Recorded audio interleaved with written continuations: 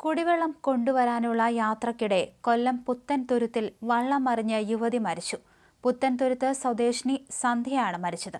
മകനൊപ്പം കുടിവെള്ളം ശേഖരിക്കാൻ വള്ളത്തിൽ പോയപ്പോഴാണ് അപകടമുണ്ടായത്.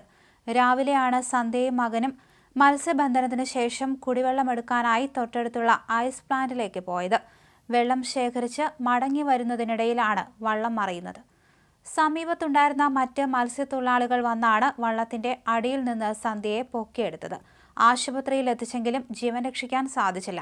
2 ആഴ്ചയായി കുടിവെള്ളം കിട്ടാത്തതിനെ തുടർന്ന് തുരുത്ത് നിവാസികൾ ചെറുവള്ളങ്ങളിൽ മറുകരകളിൽ എത്തിയാണ് വെള്ളം ശേഖരിക്കുന്നത്. ചവറ പാലത്തിനടുത്തുള്ള പൈപ്പ് ലൈൻ പൊട്ടിയതിനെ തുടർന്നാണ് തുരുത്തിലേക്കുള്ള ജലവിതരണം നിലച്ചത്. കുടിവെള്ളം കിട്ടാത്തതിനെ തുടർന്ന് തുരുത്ത് നിവാസികൾ ചെറുവള്ളങ്ങളിൽ മറുകരകളിലെത്തി വെള്ളം ശേഖരിക്കുകയായിരുന്നു. ചവറ പാലത്തിനടുത്തുള്ള പൈപ്പ് ലൈൻ പൊട്ടിയതിനെ തുടർന്നായിരുന്നു കുടിവെള്ളം ലഭിക്കാത്തത്.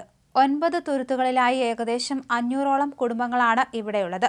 തുരുത്ത് നിവാസികളുടെ കുടിവെള്ള പ്രശ്നം കഴിഞ്ഞ കുറച്ച് നാളുകളായി ചർച്ചയിലാണ്. എന്നാൽ ഇതിനാവശ്യമായ ബദൽ സംവിധാനങ്ങൾ എത്തിക്കാൻ അധികാരികൾക്ക് കഴിഞ്ഞിട്ടില്ല.